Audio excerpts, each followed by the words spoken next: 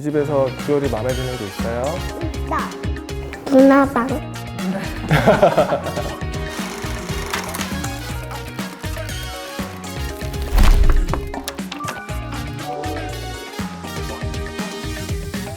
안녕하세요. 저희 집은 빛 담은 집입니다. 2016년도에 처음 왔었어요. 그래서 그때는 잠깐 이렇게 지내다가 또 다시 연고가 서울이니까 서울로 갔었는데 저희 직장 때문에 다시 또 이렇게 내려오게 되더라고요. 나중에 좀 너무 나이 들어가지고 늙고 힘들고 지쳤을 때보다 차라리 그럼 지금 이렇게 집을 지어서 가족들끼리 좀 더 행복한 시간을 보내자. 아이들도 이제 더 커가지고 이제 뭐 대학교를 뭐 어디로 가든 결혼을 하든 이렇게 떠나게 되면은 이렇게 모일 수 있는 시간이 없으니까 차라리 이 시간에 좀 집중을 해보자. 이렇게 얘기가 돼서 집을 짓게 됐습니다. 저희 집사람이 단독주택 경험을 많이 했었는데 그런 경험들을 아이들한테 좀 많이 해주고 싶었더라고 하더라고요. 부모와의 추억이 있어서 항상 기억나는 거, 뭐 아빠랑 뭐 그때 가갖고 나무를 캤던 거, 나 뭐 잡으러 갔던 거, 그리고 뭐 눈 오는 날 비대 포대자루에다가 그걸 집을 넣어갖고 썰매를 탔던 기억, 이제 이런 것들이 굉장히 오래 남더라고요. 그래서 아이들한테 그런 기억을 좀 주면 좋지 않을까라고 해서 결혼했을 때부터 계속 노래를 불렀는데 10년이 걸린 거죠. 앞에 보시면 이렇게 예각으로 삼각형이 만들어지는 그런 코너에 있는 땅인데 축주께서 좀 사생활 보호에 민감하셔서 외부에서 그 시선 노출이 안 되는, 하지만 안에서는 개방적인 공간을 만들어 달라고 하셔가지고 형태는 주변의 집들에 비해서 좀 간결한 형태를 만들려고 노력했고 땅의 형태를 그대로 닮아 있는 건축물의 모습입니다. 그리고 자세히 보시면 이렇게 벽체와 벽체가 맞물리는 구간이 저희가 이제 슬릿이라고 하는데 저런 통로를 통해서 내부의 바람이라든지 채광이 가능하도록 그런 구조를 띄고 있습니다.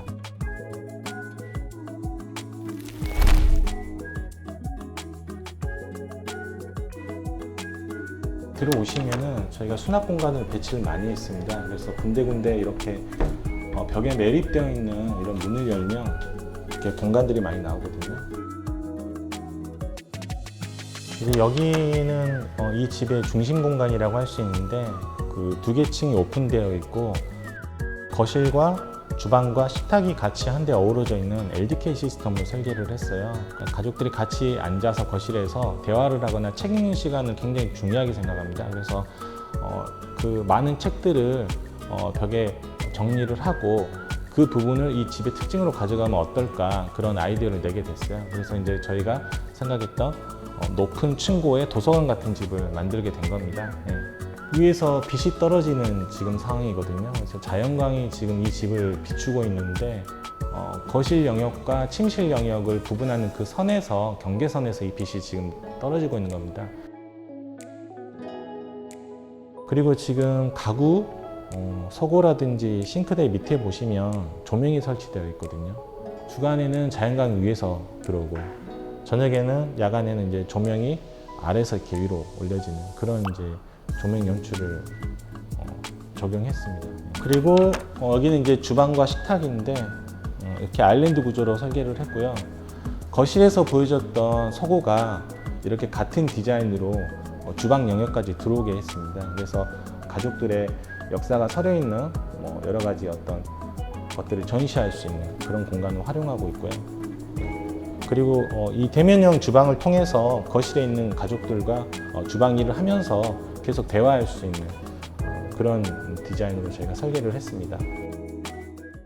사실 저는 아이들의 안전, 그다음에 실용, 그게 가장 제일 중요했고, 원래는 대가족으로 시댁에서 다 같이 살았었는데 이제 그때 저희 도련님이 너무 웃겼었는지 사진을 찍어서 저한테 카톡을 보내줬는데 저는 텔레비전을 보고 있고 저희 딸과 아빠는 핸드폰을 보고 있더라고요. 근데 그 사진을 찍어서 보내줬는데 그때 조금 충격적이었거든요. 이왕이면 좀 가족이 한 공간에 모여서 뭔가 대화를 많이 하는 공간이 있었으면 좋겠다라고 항상 늘 얘기를 했었어요. 엄청나게 큰 책장을 제안을 해주셔가지고 아이들이 휴대폰 보는 시간이 어른들도 줄었고요. 근데 이제 아빠가 정원에서 뭘 하고 있으면 아이들이 식탁에 앉아서 우리는 이제 아빠 TV를 보면서 밥을 먹자 그래서 이거를 TV라고 아이들이 이제 이름을 붙여줬거든요. 일단은 저희 집은 커튼이 없었으면 좋겠습니다. 네, 이 얘기를 좀 드렸어요. 비현실적인 부분들이 이렇게 좀 잘 녹아들어 있는 그런 집이었으면 좋겠습니다. 이런 얘기도 했고, 정원 관리 정말 자신 없습니다. 이런 부분 좀 많이 없었으면 좋겠습니다라고 했더니 이렇게 타일로 바깥 부분을 이제 많이 이렇게 해주셨어요. 이 집에 계속 등장하는 이 슬릿이라는 부분이 바로 여기 아래에서도 보여지거든요. 거실에 맞닿아 있는 전면 마당하고 이 공간이 하나로 연결되겠다는 그런 것들입니다. 그래서 벽은 쳐서 시선을 막았지만 그 바닥을 띄어 올려서 바람과 빛이 이렇게 통할 수 있게, 그리고 소리도 들릴 수 있게 그런 공간으로 이제 설계를 했고요. 그리고 이런 작은 부분에서도 이렇게 틈이 계속 나오거든요. 그냥 단순한 형태의 계단이 아니라 분절을 시켜서 이 계단에 또 조형적인 재미를 좀 추가한 그런 상황입니다. 2층은 침실 영역입니다. 너머에 있는 게 이제 맞은편 집인데 거기는 약간 이 벽돌을 통해서 시선 차단을 하고 그 안쪽에 작은 마당을 뒀습니다. 그래서 아침에 잠깐 세수하고 하는 순간에도 외부 경관을 조금 누릴 수 있게 그렇게 설계를 했고요.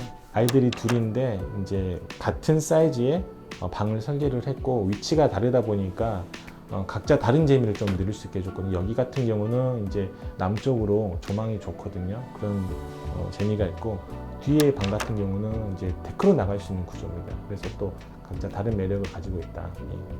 지금 보시면 나올 때 문을 열었을 때 외부로 시야가 연결이 되죠. 그리고 여기서도 보시면은 천창과 하부의 창을 통해서 시선에 직교하는 방향으로 시선이 계속 열리게 되어 있는 구조입니다. 그래서 창이 아주 많지는 않지만 내가 계속 거닐면서 외부를 볼 수 있어서 조금 개방적인 어떤 성격이 좀 강한 집이다. 안방은 이제 주로 주무시는 공간이다 보니까 조금 다른 공간들에 비해서는 안락한 느낌을 좀 만들려고 했고요. 창의 위치라든가 이런 것들은 이제 북쪽이나 동쪽에서 이제 그렇게 좀 균일한 조도의 빛들이 들어올 수 있게 그렇게 설계를 했습니다. 서재 공간을 바로 안방에 붙여서 설계를 했고요.